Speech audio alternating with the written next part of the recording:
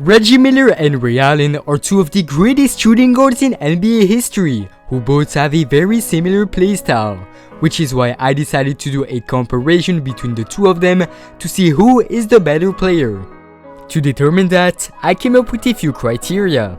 These criteria are career accomplishments, which is basically awards and accolades, as well as winning or leadership, statistics, longevity, resilience, where I look at how their game translates to the playoffs and their overall postseason performances, and finally pure skill and talent. It's then at the end of the video that I am going to reveal a firm decision concerning the question, where we'll have a better idea of who is the greater shooting guard. So let's start with the resume, this first category belonging to Ray Allen, who is a 2-time NBA champion, 10-time All-Star, an Olympic gold medalist, and a Hall of Famer, which tops out Reggie Miller, Reggie also being a Hall of Famer, but who made just 5 All-Star games and 3 All-NBA teams throughout his career. But when it comes to the winning category, this is where things become controversial. Most people's choice will first naturally go towards Ray Allen and his 2 rings, which were a decisive factor for the accomplishments criteria. However, we have to use context here, especially when this category takes into account a player's own capacity to lead a team and overall leadership. Ray did lead his team to a conference finals in 2001 and was the franchise player of first the Bucks, then the Seattle Supersonics until 2007. However, his first ring came after being traded to the Celtics to form a big three alongside Hall of Famers Paul Pierce and Kevin Garnett in Boston. He then won his second championship, this time as just a role player and sharpshooter with the Miami Heat Super Team in 2013.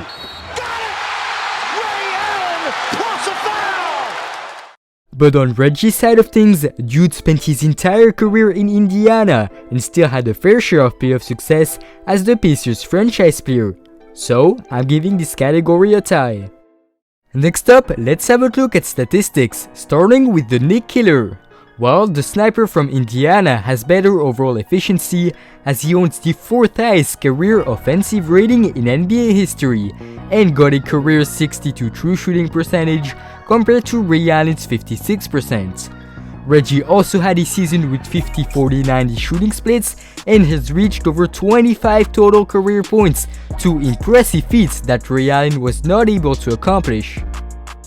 On the other side, Jesus Shuttleworth tops Miller in career average of points, rebounds, and assists. Ray Allen also scored at a higher rate than Reggie at his peak, has the better advanced stats, and still ranks to this day as the all-time leader in 3-pointers made, above Reggie Miller. Or that's at least until a certain Wardell Stephen Curry passes him soon. So this is pretty debatable, but I'm giving the slight edge to Ray when it comes to numbers. When it comes to longevity, this is once again a tie. Both players have spent exactly 18 years in the NBA, and they also maintain their level of excellence for about the same time each. Moving on, the next criteria is resilience, which is how your game is able to translate and adapt to the postseason. And that's interesting because Reggie Miller is actually known for being one of the most resilient players ever, as most of his big moments happen in the playoffs, and both his scoring volume and efficiency improved in the second season.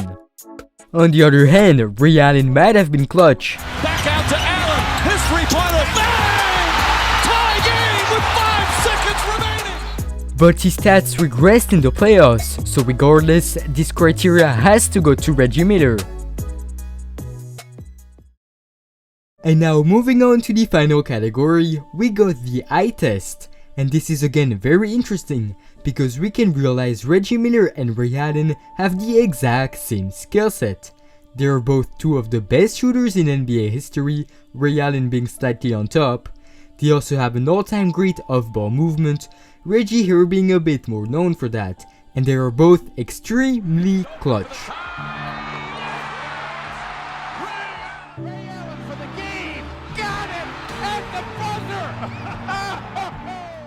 Only thing is, Ray Allen is better as a slasher, but still, I feel like this last criteria is also a tie between the 2 shooting guards. Now that we got all that out of the way, we have to decide who is the greater player. As we just saw, this is a very close and tough choice, so going either way could be right, but in my own opinion, I'm giving the overall slight edge to Ray Allen, in major part because of his 2 championship rings.